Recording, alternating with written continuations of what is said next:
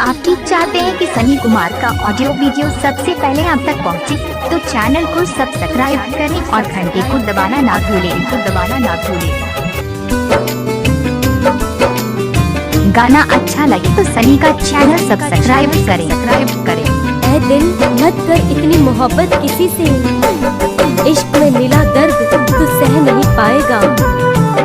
एक दिन टूटकर बिखर जाएगा अपनों के हाथों से, एक दिन टूटकर बिखर जाएगा अपनों के हाथों से। किसने तोड़ा है यह भी किसी से कह नहीं पाएगा। तेरा दीवाना रिश्ता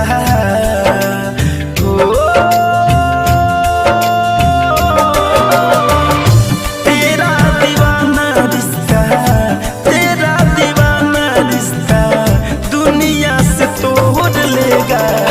धड़कन का दिल ये धड़कना भी छोड़ देगा।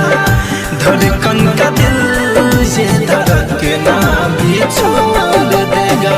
जिस दिन कॉलेज में तेरा, जिस दिन कॉलेज में तेरा नाम कोई और लेगा। धड़कन का दिल ये धड़कना भी छोड़ देगा। धड़कन का दिल ये धड़कना भी छोड़ देगा। तो दिखाई कुछ नहीं देता, हम क्या करें कि तुझसे हमें प्यार बहुत है। कांटेक्ट करने के लिए डायल करें मोबाइल नंबर 78 00 26 42 29।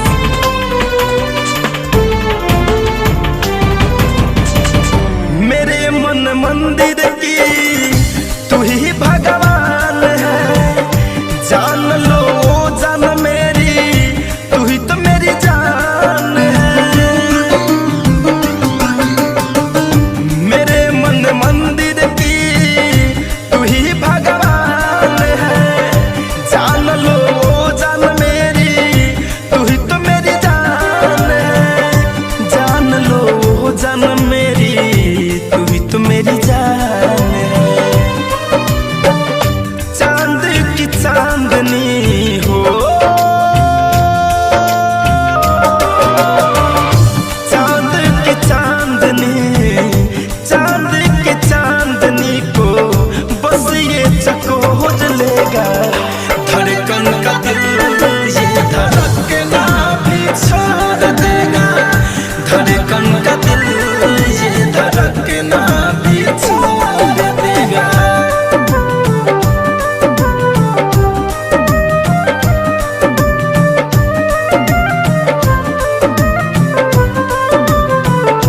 ऐसे ही गाने सुनने के लिए चैनल को सब्सक्राइब करें और बेल आइकन को दबाना ना भूलें और वीडियो को लाइक कर देना।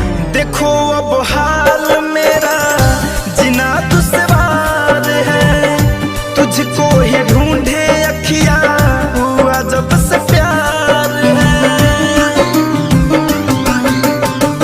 देखो अब हाल मेरा जीना दुश्वार है।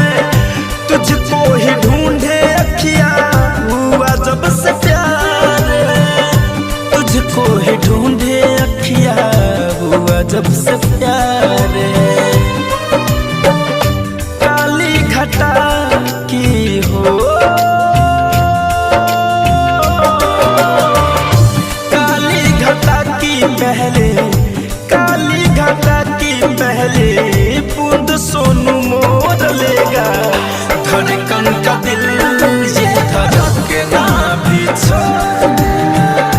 धड़कन का दिल ये धड़कना। सनी भाई मोबाइल नंबर 78 00 26 42 29।